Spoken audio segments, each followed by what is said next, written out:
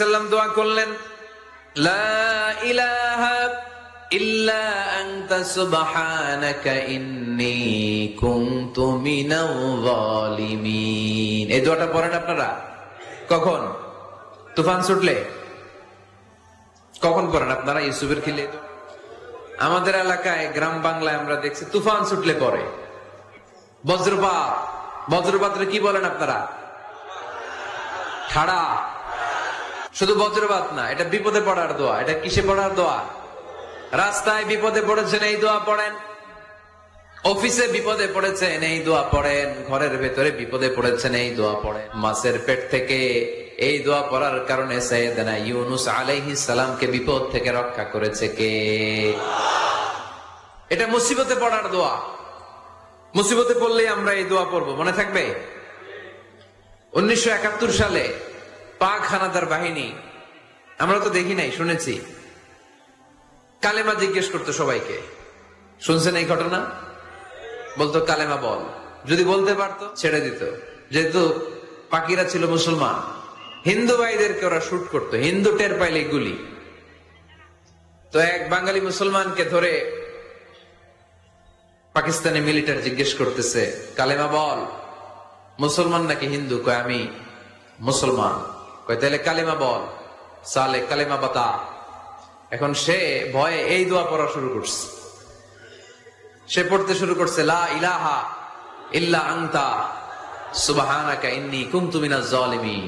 পাকিস্তানি কয় সালে ये तो मुसीबत का कलिमा है। বাঙালি এটা তো মুসিবতে বললে পড়ে। বাঙালি কয় হাম তো ভি মুসিবত মে হ্যায়, আমিও তো মুসিবতেই আছি।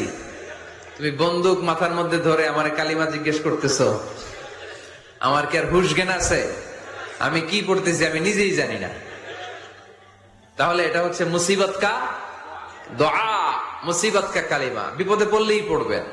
শুধু এমন না যে তুফান ছুটলে পড়বেন, আকাশে থান্ডার বজ্রপাতে পড়বেন না।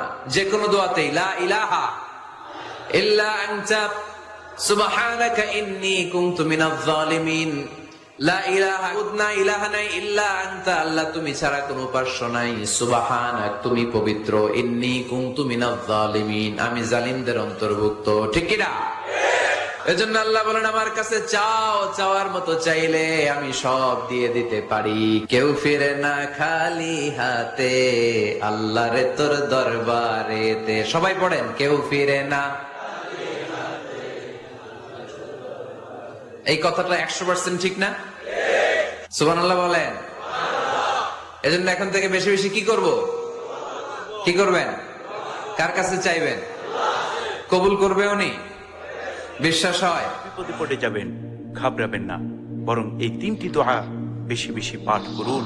ইনশাআল্লাহ আল্লাহ রব্বুল আলামিন আপনাকে কঠিন বিপদ থেকে, ভয়ঙ্কর মুসিবত থেকে হেফাজত করবেন।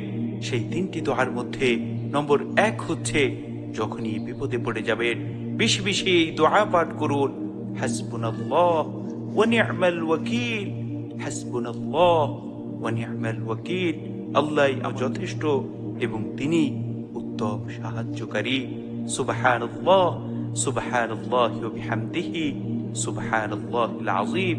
নম্বর 2 হচ্ছে, যখনই কঠিন বিপদে পড়ে যাবেন সাথে সাথে এই দোয়া বেশি বেশি পাঠ করুন, রব্বি আন্নী মাগলুবুন ফান্তাসির। রব্বি আন্নী মাগলুবুন ফান্তাসির। হে আমার রব, হে আমার মালিক, আমি তো বড় অসহায়, আপনি আমাকে সাহায্য করুন। সুবহানাল্লাহ সুবহানাল্লাহি ওয়া বিহামদিহি সুবহানাল্লাহিল আযীম।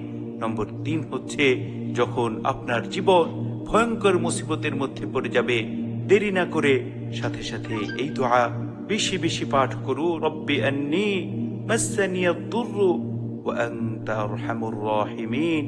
রব্বি আন্নী মাসসানিয়াদ দুররু ওয়া আনতা আরহামুর রাহিমিন। হে আমার রব, হে আমার মালিক, আমি দুঃখে কষ্টে আছি, আর আপনি তো সর্বশ্রেষ্ঠ দয়ালু। মালিক রে, আপনি আমাকে দয়া করুন। সুবহানাল্লাহ সুবহানাল্লাহি ওয়া বিহামদিহি সুবহানাল্লাহিল আযীম। কঠিন বিপদের সময় যদি আপনি হাসবুনাল্লাহ ওয়া নি'মাল ওয়াকিল, রব্বি আন্নী মাগলুবুন